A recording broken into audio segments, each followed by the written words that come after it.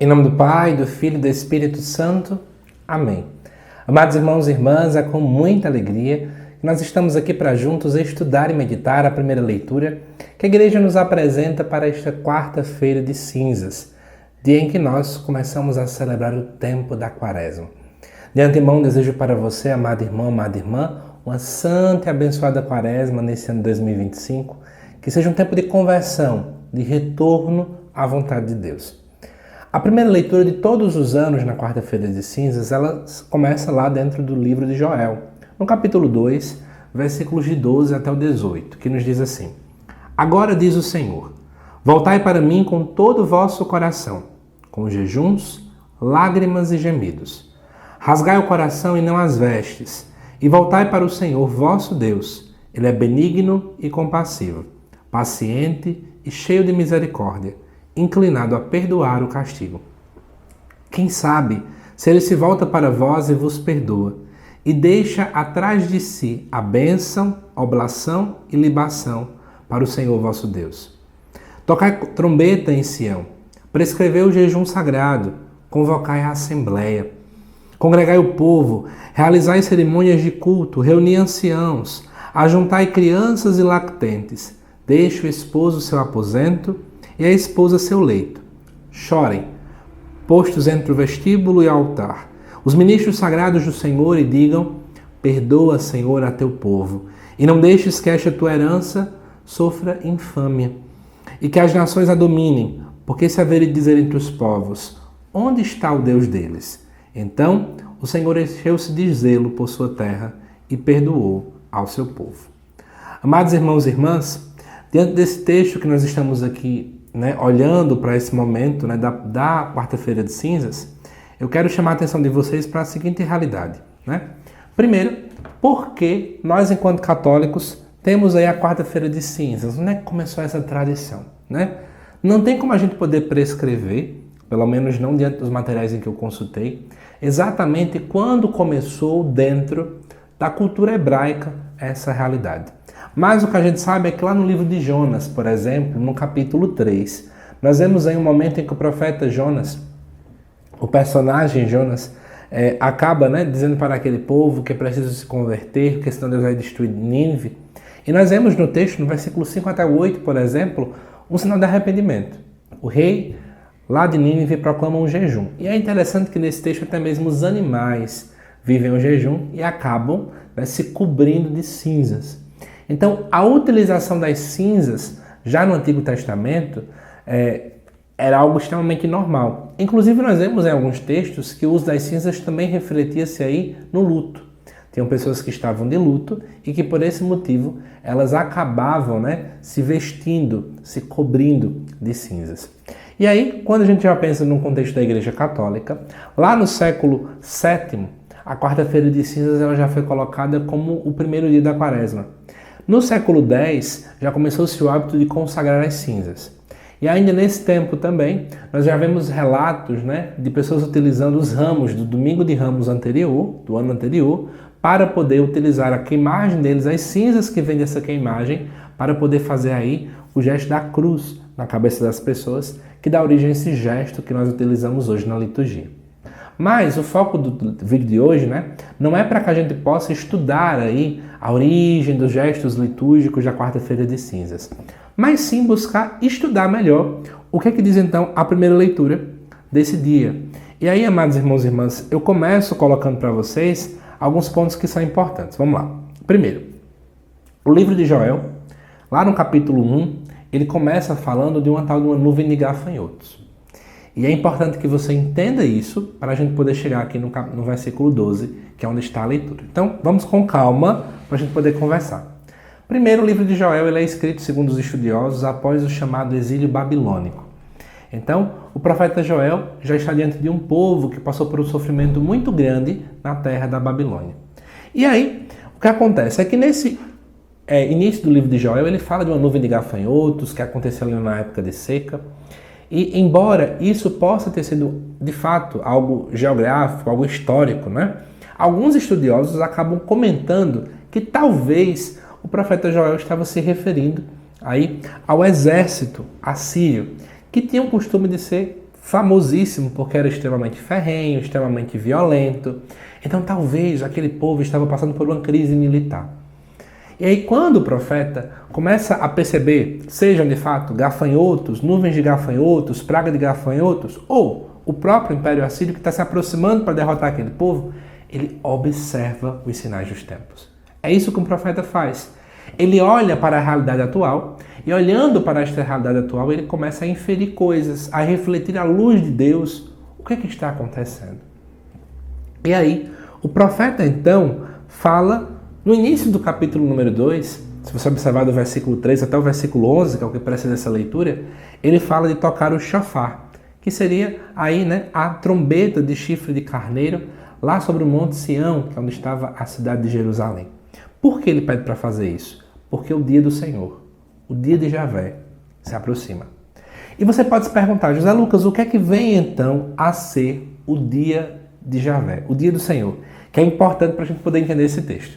E aí eu trouxe para vocês aqui um versículo extra lá do livro de Amós. Em Amós, no capítulo 5, versículos de 18 a 20, diz assim: Ai de vós que desejais o dia do Senhor. Então existiam pessoas que esperavam o dia do Senhor. Por quê? Porque o dia do Senhor era o dia em que Deus iria destruir os inimigos. Então vamos pensar comigo. Nós somos aqui do Brasil, somos um povo extremamente católico, um povo extremamente cristão, e queremos que Deus um dia venha destruir tal país que é nosso inimigo. Então a gente esperava que o dia em que Deus ia destruir e humilhar aquele povo seria o dia de Javé, o dia do Senhor. Só que o que é que o profeta Amós vai falar? Ai de vocês que desejam esse dia. Por que vocês desejam esse dia se ele vai ser um dia de trevas e não de luz? Você vai se perguntar, ora, por que Amós vai dizer isso? O dia do Senhor é um dia de trevas e não de luz? Mas não é um dia que ele vai destruir os nossos inimigos? Só que qual é a crítica que o profeta está fazendo? É porque a gente aponta tanto o dedo para o outro, porque o outro é nosso inimigo, porque o outro é ruim, porque o outro nos destrói, que eu esqueço que também eu, muitas vezes, permito com que o pecado ele atinja de tal modo a minha vida que infelizmente dentro do meu coração não habita mais a vontade de Deus. E aí, esse dia de Javé também será um dia em que Deus vai se voltar contra mim também, para me julgar, para poder mostrar os meus erros. Então, é importante que você perceba essa dualidade nessa visão, ok? Mas aí, continuando, diante dessa dinâmica, de que é um dia de Javé, por que então tem essa ligação com a nuvem de gafanhotos ou com o exército assírio? Porque talvez o profeta percebeu, nossa, essa destruição aponta para que o dia do Senhor está voltando, o dia do Senhor está perto, ele está perto de aparecer. O dia em que ele vai julgar, o dia em que ele vai destruir aqueles que estão errados, ele está perto. E aí chega então a primeira leitura. Desculpem fazer todo esse contexto, mas é importante vocês perceberem essa ligação. Aí começa no versículo 12. Agora diz o Senhor, voltai para mim com todo o vosso coração. Então é preciso voltar para o Senhor com o vosso coração. Mas por que o coração? Não seria a mente, não seria o cérebro? Mas porque para o contexto do Antigo Testamento, o coração, na visão antropológica do judeu, era o centro da racionalidade e o centro da vontade humana. E a racionalidade é quem move as nossas ações. Tudo que eu chego a agir vem modelado pelo meu coração. Tudo que eu tenho vontade provém também do meu coração. Então podemos dizer em outras palavras que o profeta Joel diz assim, voltai para o Senhor com todas as vossas ações, com as vossas vontades. Ou seja, não é apenas voltar para Cristo, como eu escuto muita gente dizendo por aí, que começa a frequentar a missa durante a quaresma como se isso resolvesse tudo. Meu irmão, minha irmã, só ir para a missa não resolve nada. De que adianta você dizer que vai fazer um jejum na quaresma se você não busca mudar de coração, se você não busca mudar as suas atitudes? Tem que pensar sobre isso. Lucas, você está condenando a minha ida à missa? Claro que não, a missa é extremamente importante, a Eucaristia é fonte de vida e de graça para todos nós. É alimento para a nossa fé. Mas não adianta você ir para a missa e comungar como se fosse apenas uma aparência, como se fosse um teatro que você realiza apenas durante esses 40 dias durante o ano. Cuidado com isso. Mas, amados irmãos e irmãs, o profeta diz assim, com jejuns, lágrimas e gemidos. Essa expressão, com jejuns, lágrimas e gemidos, geralmente são expressões que são utilizadas dentro do contexto do Antigo Testamento para ações de arrependimento. Ou seja, o profeta diz, arrependam-se. E ele fala, rasgai o coração e não as vestes. Por que ele fala isso? Se você for para textos como, por exemplo, eu trago para vocês Gênesis 37, 34 e 2 Reis 22 e 11, você vai perceber que no Antigo Testamento era normal existir esse rasgar as vestes. Então muita gente pensava que no final das contas, bastava você ali rasgar as vestes que o seu arrependimento estava feito. Mas o profeta fala que não. Não basta só rasgar as vestes. É preciso rasgar, mudar as nossas atitudes, vontades, ações. E ele vai falar, e voltai para o Senhor vosso Deus. Aí vem uma coisa bonita, né? Ele é benigno e compassivo, paciente e cheio de misericórdia. Por que Deus é paciente? Por quê? Porque Deus ele é capaz, amados irmãos e irmãs, de retardar o castigo para dar tempo para que eu e você possamos buscar mudar de vida. Olha que coisa bonita. Deus ele é paciente, ele espera. Ao invés de nos castigar com pressa, ao invés de nos julgar agora, ele dá um tempo para que você possa mudar, para que você busque mudar as suas concepções. Então, ao olhar essa realidade, temos que entender que a quaresma é tempo propício para esse retorno, porque ele é paciente, ele nos dá 40 dias no aspecto litúrgico para fazermos isso. E aí, o texto continua, né? E eu queria chamar a atenção agora para o versículo 15. Tocai trombeta em Sião. Sião é o monte a qual Jerusalém estava construída, porque a trombeta era uma ação litúrgica, ele vai falar, prescrevei o jejum sagrado, convocai a assembleia, congregai o povo e por aí vai. Olha que interessante, a conversão não é um gesto individual, mas é um gesto de todo o povo. Quantas e quantas pessoas acabam por achar que dentro do aspecto quaresmal, a minha conversão tem que ser apenas um gesto individual, mas não. A nossa conversão tem que ser acima de tudo um gesto coletivo.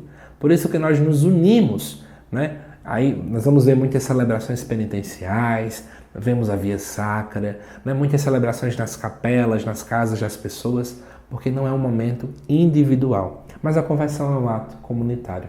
É um ato interior, como fala no início do texto, mas também é um ato comunitário. E o que é interessante é a urgência que aparece aqui. Por que eu falo da urgência? Porque se você observar no versículo 16, diz que o esposo deve deixar seu aposento e a esposa deve deixar seu leito. Para quem não sabe, isso aqui se refere então aos recém-casados. Só que tem um problema. Vou ler para vocês um versículo, o versículo 5 do capítulo 24 do livro de Deuteronômio, que diz assim: se o homem for recém-casado, ele não sairá à guerra, nem se lhe imporá encargo algum. Durante 1 ano ficará livre em sua casa e promoverá a felicidade da mulher que tomou. No contexto de serviço militar, por exemplo, e até mesmo em algumas práticas religiosas, os recém-casados estavam liberados durante 1 ano. Só que se dentro do texto nós estamos vendo que os recém-casados não estão liberados, é porque Deus diz assim, olha, essa conversão é para todas as pessoas.